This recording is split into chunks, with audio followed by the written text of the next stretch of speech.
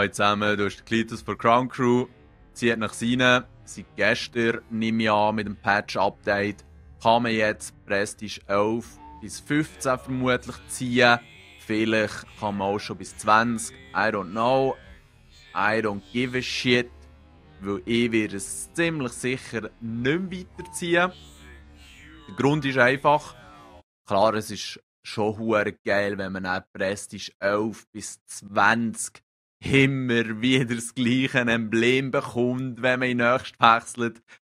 Klar, es wechselt sich oben dran die römische Zahl ab, aber sonst bleibt das einfach gleich. Und da muss ich sagen, ist ein bisschen billig. Es gäbe im Internet genug Beispiele, nur schon der Evan Eckert, den ich euch ja mal gezeigt habe, vorgeschlagen habe, der hat schon perfekt 10 Prestige-Emblems am Start und die würden eh noch besser aussehen, finde ich, als die hier häufig geliefert werden. Vor allem MB2 und 3. Naja.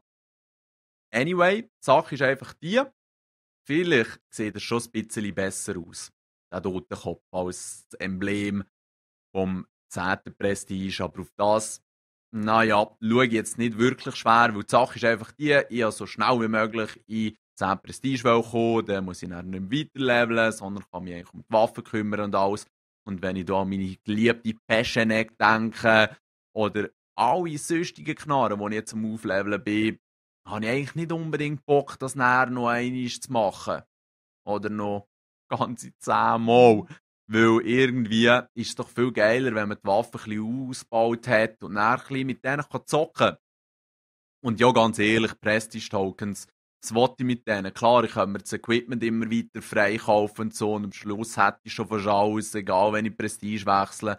Aber ich meine, was bringt mir das? Doppel-XP, Scheiß drauf, auch für die Waffen. Und den Rest vom Zeug habe ich mir reingezogen und noch einen fürs Resetten übrig gelassen, aber das werde ich sicher auch nicht brauchen. Weil eben, es ist jetzt komfortabel hier auf dem 10. und ich bleibe auch.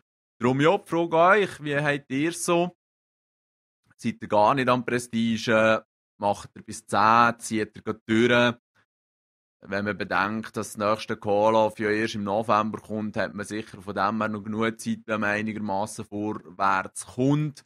Aber eben, was ist der Anreiz? Ich hätte jetzt eher Freude gehabt, wenn sie sich um wichtige Sachen gekümmert hätten, wie das Bonensystem oder so, und nicht hier über 10 neue Prestige-Level, die irgendwie rumdenkt und bastelt und rumgrützelt. Also, da habe ich nicht so Verständnis dafür, aber was soll's. Merci für zuzuschauen und zu hören vor allem. Schönen zusammen.